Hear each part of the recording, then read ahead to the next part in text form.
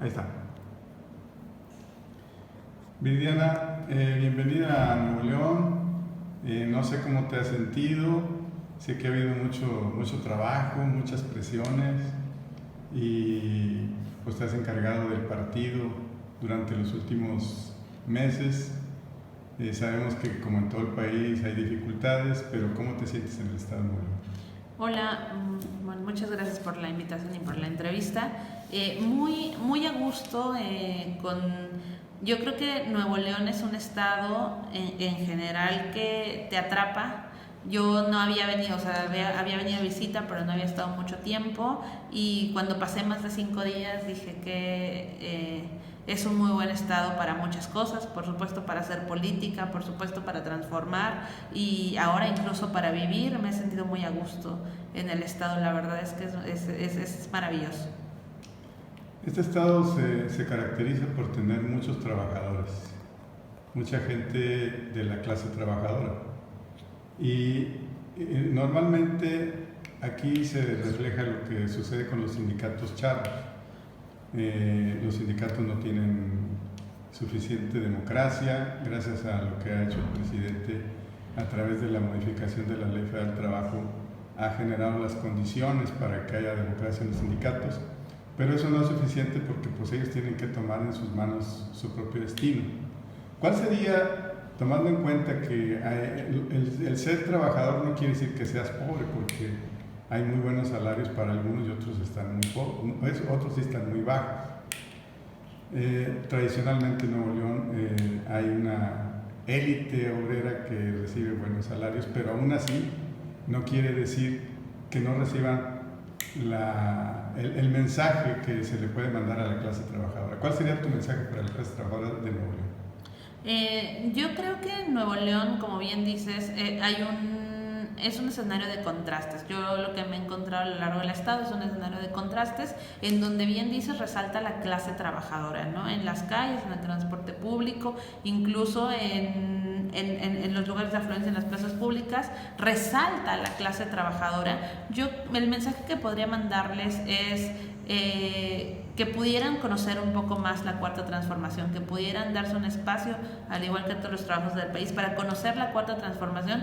Y justo eso que dices, no sé cuántos trabajadores o cuántas personas que de sola sombra están a través de la mano de obra, a través de muchos otros elementos, trabajando día con día, conocen cómo la Cuarta Transformación ha beneficiado individualmente su participación. Por ejemplo, el salario mínimo, que tuvo un incremento histórico en más de 30 años. No había habido un incremento de esa naturaleza el salario mínimo, y me gustaría mucho que esta clase trabajadora pudiera conocer, y es responsabilidad también del partido, pudiera conocer los avances o cómo es diferente ahora, cómo les impacta directamente ahora que está la Cuarta Transformación en marcha en el país. Eso me gustaría mucho, que pudiéramos tener una real conexión con la clase trabajadora, porque al final del día nuestro movimiento es esencialmente un movimiento de trabajadores.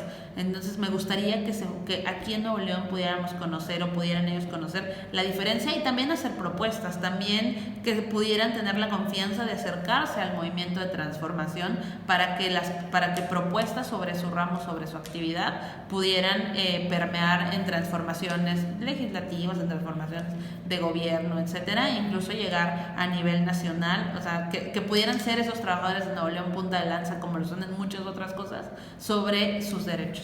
Eso me gustaría. Muy bien. ¿Y qué te parece las clases más desprotegidas, por ejemplo, en las colonias muy pobres, donde de alguna manera empiezan a tener la llegada de recursos del gobierno federal a través de pues, lo que tiene que ver con los programas sociales, y que gracias al estado de bienestar que se trata de impulsar ha mejorado la vida de esos estratos sociales más bajos? ¿Cuál sería tu mensaje para aquella gente que pues aún así también son trabajadores, pero que tienen las circunstancias más desfavorables económicamente? Creo que va por el mismo sentido, que puedan reconocer la forma en que la Cuarta Transformación ha materializado mejores condiciones de vida y que pudieran también ser pacientes. Yo creo que hubo una idea de que la transformación se daría de un día al otro, ¿no? Que el 1 de julio del 2018 íbamos a votar por el presidente Andrés Manuel López Obrador y que el 2 de julio ya íbamos a vivir en un país completamente diferente.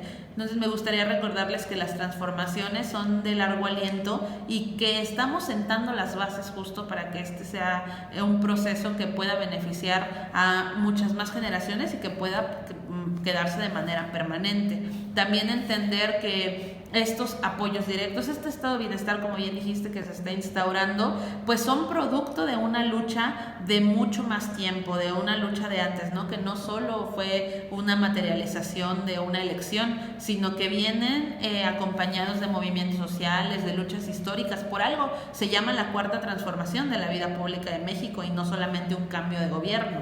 Entonces, sí pediría como paciencia en cierto sentido, sobre el tema que vivimos. Y ahora en la pandemia es muy complicado, o sea, en el contexto de pandemia, pues bueno, es algo con lo que no se contaba, que nos tomó de forma repentina, pero que el gobierno federal, por ejemplo, ha afrontado de manera, a mí me parece, bastante responsable, de manera bastante eficaz. El tema de las vacunas es uno de ellos. Hay países en Latinoamérica especialmente en donde no hay personas vacunadas, en donde no se puede acceder, por ejemplo, a este derecho y nosotros ya vamos a llegar a 30 millones de dosis aplicadas. Para la población del país es bastante importante y es un avance trascendental. Entonces, poder reconocer todos esos aspectos, tener paciencia, decirle a la gente que pueda acompañar esta transformación, que la transformación es de ellos, la hace el pueblo y es para el pueblo. Bueno, y finalmente, pues yo te puedo decir que tenemos una robusta clase media, gente que se dedica son emprendedores, que tienen negocios, talleres, que les va bien o a veces les va mal, sobre todo ahorita con la dificultad de la epidemia, que eso sucede en todo el mundo. Y dentro de esa clase media y esos pequeños empresarios, pues hay algunas sinsabores y algunas cosas que sí les gustan y otras no, pero hay que tomar en cuenta que también ahí está la gente que tiene más acceso a la educación y por lo tanto estamos hablando de una clase media ilustrada. Pero la gran mayoría de la militancia de Morena creo yo que pertenece a esos grupos en su mayoría, aunque hay bases, aunque lo dicen que la rebelión de las bases, hay bases que son más bien populares. Pero lo que viene siendo los que tratan de darle continuidad a las ideas de este proyecto son ellos. ¿Cuál sería tu mensaje a la militancia, como le llaman, de Morena, en donde forman parte de esa clase media ilustrada y que ahorita se sienten algunos contentos y otros no contentos? ¿Cuál sería tu mensaje para ellos? A la militancia morena de las clases medias que ya está convencida de nuestro proyecto de transformación, creo que reiteraría mi mensaje de seguir construyendo en colectivo, de poder